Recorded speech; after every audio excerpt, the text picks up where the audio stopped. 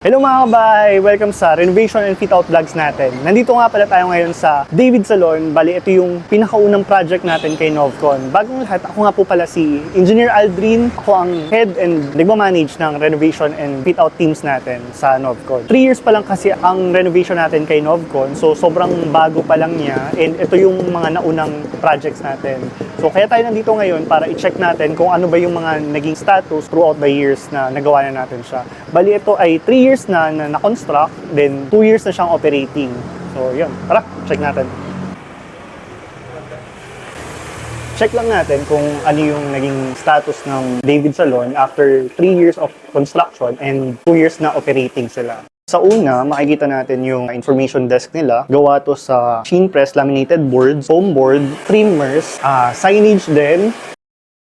Tapos nagkabit tayo ng pendant light. Sa ceiling naman, gumawa tayo ng drop ceiling na may cove lightings and strip lights. Pin light natin ay MR16. Medyo makabago na siya doon sa 3 years na yun. So yun mga kabahay, lahat ng nakikita nyo dito ay fabricated ni Novcon. Una yung mirror natin, yung mirror stand, lahat ng desk, vinyl, even yung PVC wall cladding natin ay si Novcon na nagkabit. Except lang dito sa mga chairs na si client na ang bumili. Sunod naman natin itong foam board. Bali, ito ay hindi masyado siyang kilala sa market. Pero ayun, gumagamit tayo ng foam boards na may J-trims na tinatawag. Mukha siyang tiles or stone, pero ang totoo, foam board lang siya. Ito naman yung TNB or CR nila. After 2 years na kinonstruct to, or 3 years to break up, wala pa rin tayo nakikitang problems or leak sa ginawa natin.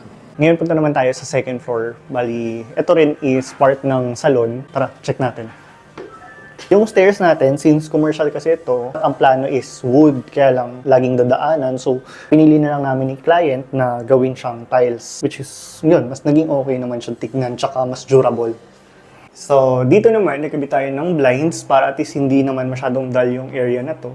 Tsaka at the same time, pag masikat yung araw, hindi tayo direct na matatamaan ng sinag ng araw. Bali, ayun, nandito na tayo ngayon sa second floor. Sa second floor, gumamit tayo ng porcelain tiles na nabili natin sa Wilcon. Dito naman, sa mga mirror stand natin, tsaka sa mirror, lahat yan is ginawa natin from tubular, tapos tayo na rin nag-paint, nag-welding. Dito naman, sa paint, gumamit tayo ng eggshell finish or satin finish na paint, which is sun and rain. So, hindi siya semi-gloss, hindi rin siya matte para madaling linisin. Tapos, maganda yung bato ng ilaw niya. Hindi nagre-reflect masyado. Sa ceiling naman, gumamit tayo ng MR16 para sa mga lightings natin and strip lights, cove lighting. Dati kasi uso pa ang cove lighting yan kasi medyo nag-iiba na ang trend. Pero nung time na yun, nung kinonstruct natin to, cove lightings pa ang medyo sikat. So yun, cove lightings tayo dito. Track lights, gumamit din tayo ng track lights para maganda yung bato ng ilaw natin. So yun, dito naman tayo sa pantry area. Medyo makalat. Pero yun, after 2 years, ito yung ginawa natin. Modular cabinets.